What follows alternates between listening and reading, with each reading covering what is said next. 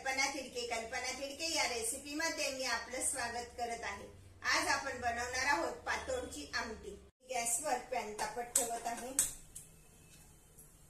Pan तापेपर्यंत हा कांदा आपण बारीक करून घेऊया। तो मी उभा चिरून आणि थोडासा फ्राय करून घेतलेला आहे। साधारण 2 चमचे तेल, पाव चमचा मोहरी, त्यानंतर पाव चमचा जिरे, कढीपत्त्याची तेजपान 2 टाकले। त्यानंतर आपण हा जो कांदा बारीक केला आहे तो टाकून घेत आहे। त्यामध्ये मी कढीपत्त्याची पाने टाकून घेत आहे आणि आता आपण हा बारीक केलेला कांदा याच मिक्सरच्या भांड्यामध्ये आपण ही देठासहित कोथिंबीर येते आणि 1 टोमॅटो घेतलेला आहे तो पण बारीक करून घेऊया।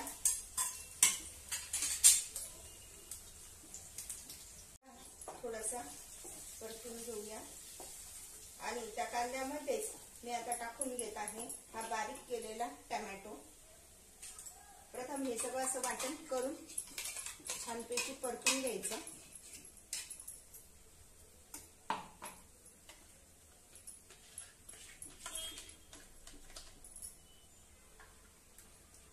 आता त्याच मिक्सरच्या भांड्यामध्ये मी हे आलं, लसूण आणि खोबरं याचं वाटण करून घेणार आहे।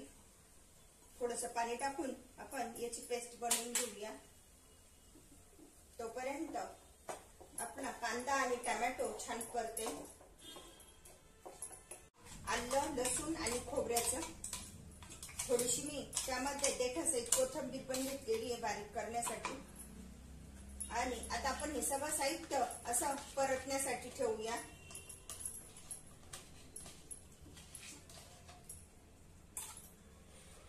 त्यामध्ये आपण नंतर पाणी टाकून घेणार आहोत।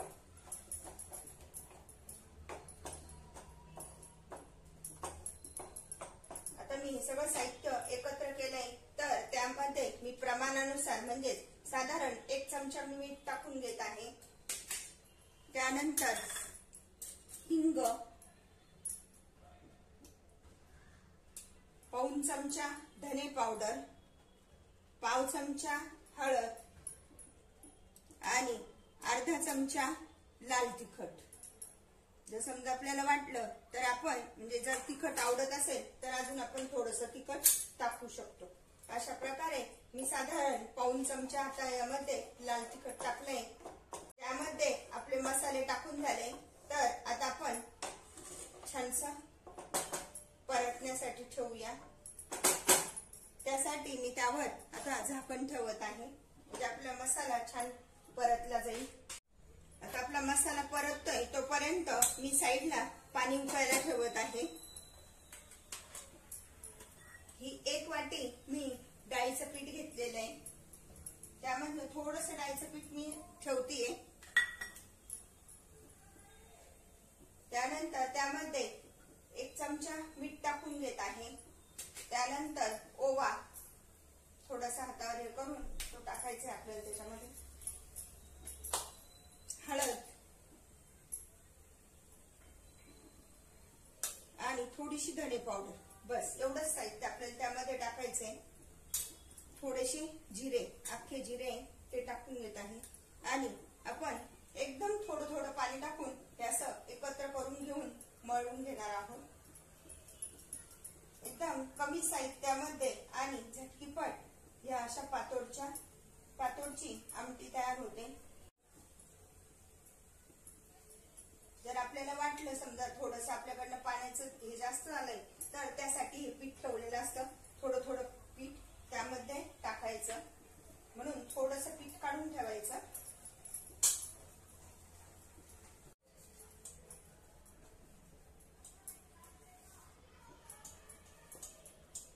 साधारण असा गोळा मळायचा आहे त्याचा, म्हणजे आपल्याला पोळी लाटता येईल अशा पद्धतीचा।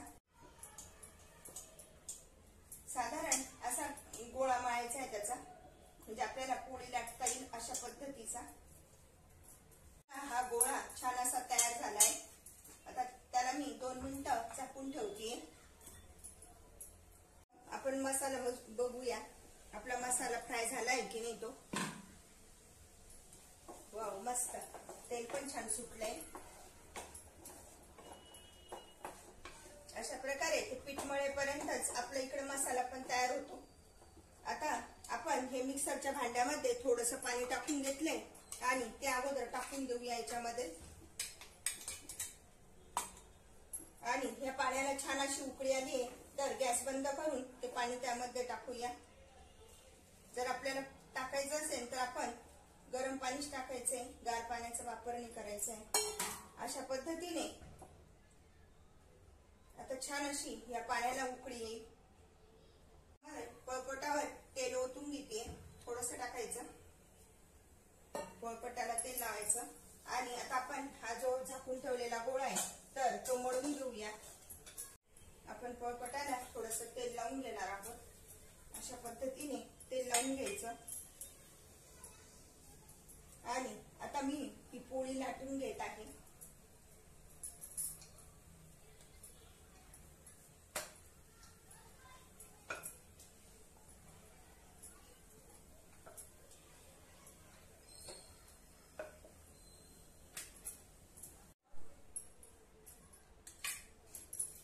अशा पद्धतीने आता आपली ही पोळी लाटून झाली आहे तर आपण तिचे चौकोनी अशी काप तयार करून घेऊया.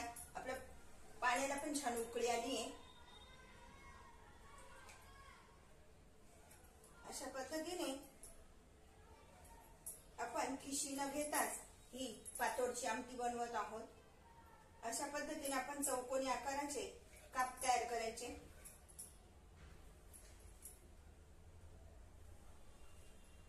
आणि आता एक एक काप आपण या आमटीमध्ये सोडून देणार आहोत. असे काढून आणि त्यामध्ये टाकायचे. साधारण अशा जाडीची आपण ही पोळी लाटायची आहे.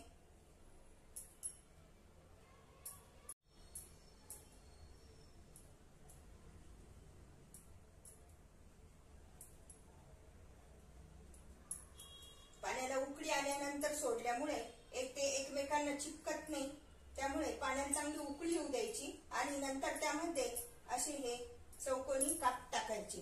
आता आपण दुसरी पण पोळी लाटून घेणार आहोत.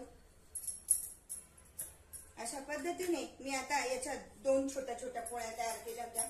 थोडस पोळपाटाला तेल लावून घ्यायचं. ही दुसरी पण पोळी लाटून झालेली, तिचे पण मी असे चौकोनी भाग करते.